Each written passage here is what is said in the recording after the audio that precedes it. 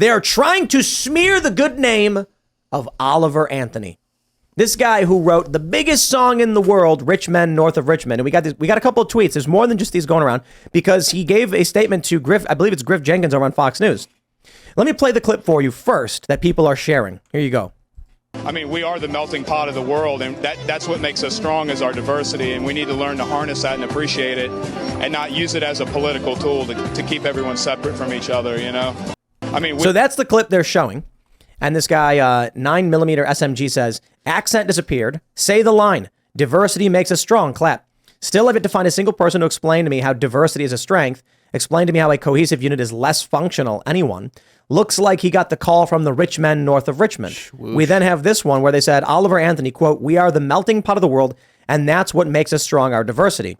Such a letdown. Did he sell out already to the rich men north of Richmond? Oh. They are trying to smear this regular guy, a working class guy, calling out the fat cats and the elites with an out of context quote.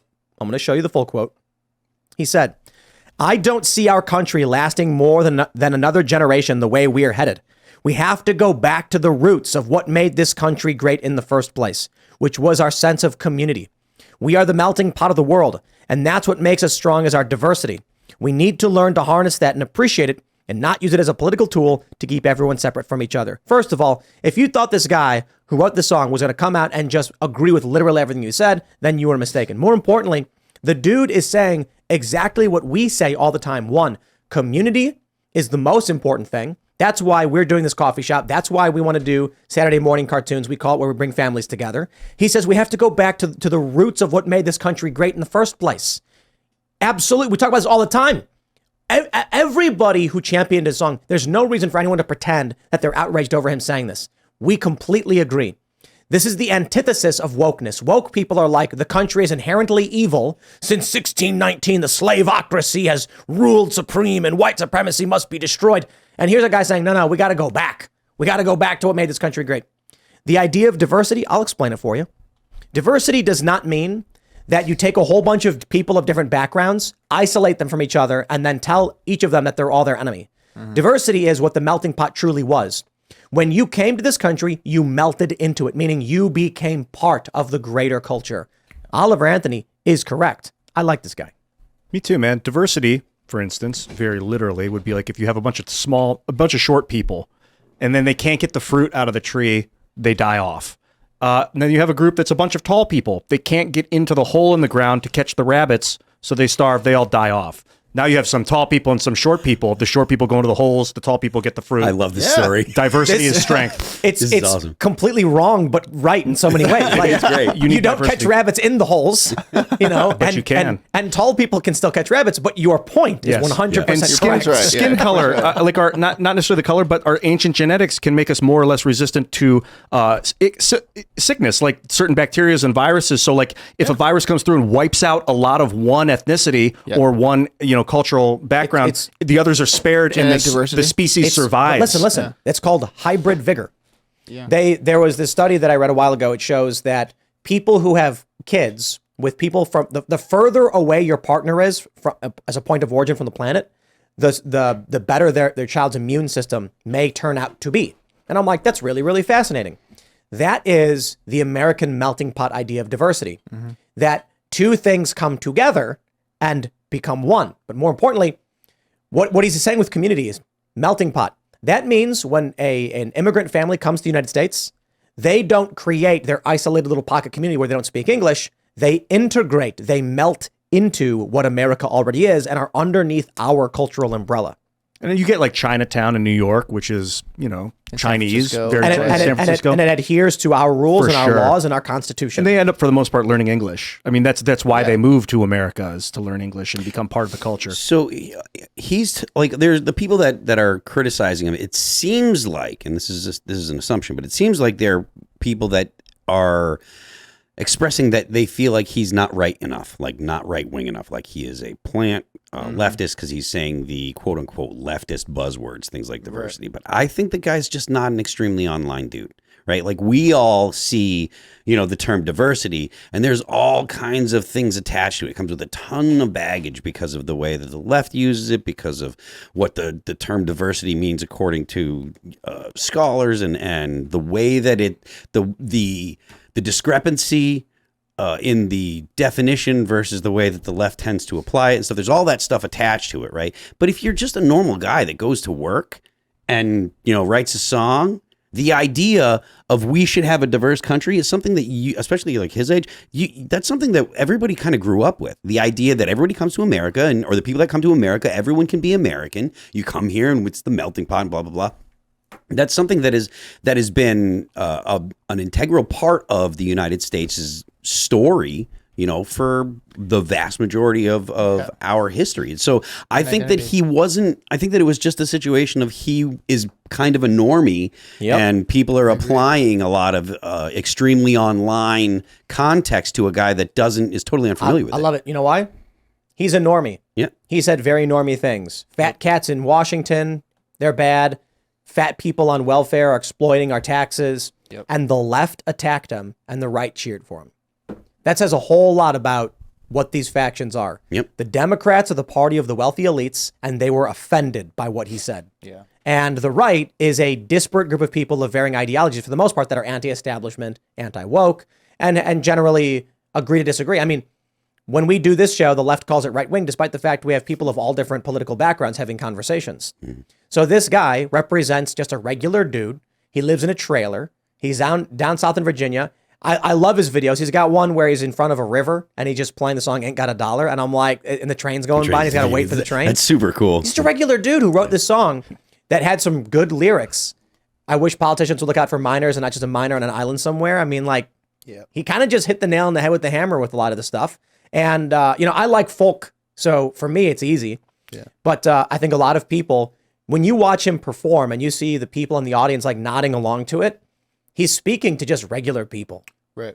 That's the thing I don't understand is why people are getting mad at him when they're like, oh, most people are pretty, middle of the road. Most people think like pretty center of the way ideas, and everyone's mad at him not everyone, but some people are mad at him on the right, like we've just seen here, and people on the left are mad at him. It's like, this is what most people think. Like, you guys should all be championing him because this is what most people think. He's the American. And I'm not so sure that he is, it's funny they call him Anthony, even though his name is Chris, was it Lunsford or something? Yeah. Is it Lunsford? Chris Anthony Lunsford is his name. They call him Anthony because Oliver Anthony is his stage performance name or whatever. Yeah, his grandfather.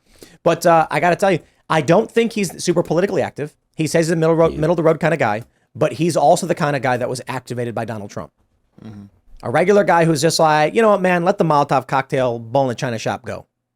Oh, I'd love to talk to him about Donald Trump. In 2016, when I went to all of Trump's campaign rallies, were exactly like this guy. Yeah. They told me that they were not Republicans. They hated Republicans. They were not conservative, but they hated the politicians. They hated the political establishment, and they just wanted Trump to do something. Dude, Trump gave people fire to like break up the deep state. He was so excited about draining the swamp, and it didn't happen. He put John Bolton in, and he got all these weirdos involved and didn't do it because he didn't know how, or he believed the liars. Like he believed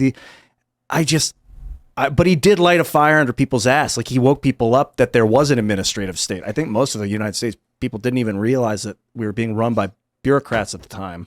So I will give him that. And maybe, if he woke Oliver up, that's a huge deal. Whenever Trump I don't think he woke up Oliver individually. I'm saying it's people like him that are considered the forgotten demographic when it comes to voting. Mm-hmm. Whenever Trump says, they're not coming after me, they're coming after, the people who support me, the people who sort of are behind me. I think this whole story is sort of an example of that. You just detailed how 100%. his rise really is an entire FU, not just to like the music industry, but just to the establishment as a whole. What he sings about, who he is just as a person. So it's like they have to character assassinate him. I don't know if you guys saw, but they had pulled up some old like YouTube videos that he had liked, trying to allege that he was some crazy conspiracy theorist. So I think this just goes to show how it's like, must destroy Oliver Anthony because he represents everything that we oppose. And I think it goes back to what we were talking about earlier. They love to artificially create all these divisions, whether it's the race, the gender, the sex. I'm sure I don't have to enumerate all those for the people who watch this show. But I think the biggest lie in terms of division that we've been sold really is Republican and Democrat, because I think that orientation of the world is just is so wrong because it's people like Oliver Anthony and it's basically the people who listen to Oliver Anthony's music and feel like they have a voice in what he's singing about, and the people who listen to his music and are like, oh my God, he's singing about me. And I think that's sort of the line that represents like the two factions in this country. Maybe faction is a harsh word, but they have to destroy him because he represents everything they hate. I think the factions, many people describe them in many different ways, the two parent factions, but it's really just, are you in the cult or are you not? Yeah, 100%. That's just all it is. Because, like, you know, there was this viral video going around where a dude's wearing Biden for Resident shirt or something like that. And he's talking to two liberals who don't realize he doesn't like Joe Biden. And he's asking them questions. And then whenever he just says something about Biden that is bad, they're like, that's not true. Where'd you hear that? And he's like, in the news. And then it was funny. He was like, well, Biden's taking bribes and engaging in corrupt business. And they're like, where's your evidence for that? And then he lists off all of these things that have come out. The IRS whistleblowers, the Burisma video, and like he just keeps going. And then they're like, I don't believe any of that. It's just like, okay, you're in a cult. Yeah, belief. It's believe. Right. It's the word. It's right there. They give it to you.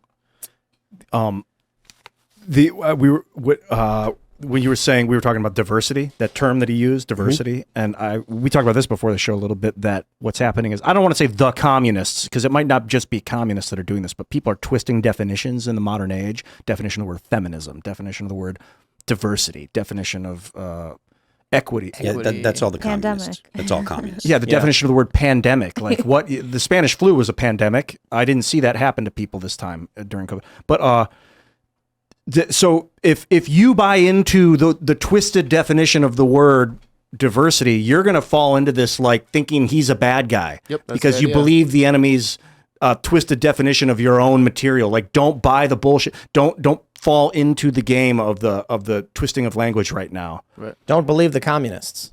Yeah, is it just There you go. communists? It probably is. It's people that want global of They communism. share the communists right now. The left more broadly, but they share our lexicon, but they don't share our dictionary. No, So, like, exactly. They Exactly. use the same words that we use, but the meanings that they apply to them are different. And some of them, when you're dealing with the more consequentialist type, they will use both meanings. So, for instance, they'll use the term like they'll say racism. Like if you talk about racism, they'll say, well, that's not racism because racism is prejudice plus power, right? But then later on in the conversation, they'll use the term racism and they'll mean bigotry. Yeah. So they'll use both definitions, which puts the person they're talking with at a disadvantage because they're literally confusing them intentionally because they're not looking to resolve the conversation, or they're not looking to converse with someone. They're not looking to collaborate. They're looking to prove the other person wrong, get the clip or whatever. Pressure. Yeah, but they're There's not looking to collaborate on an idea that produces something that is actually productive. They're looking to No compromise. Right. Yeah. Thanks for watching this clip from the Timcast IRL podcast. Hang out with us live Monday through Friday at 8 p.m. and become a member over at timcast.com for uncensored, members-only shows exclusive. Thanks for hanging out, and we'll see you all next time.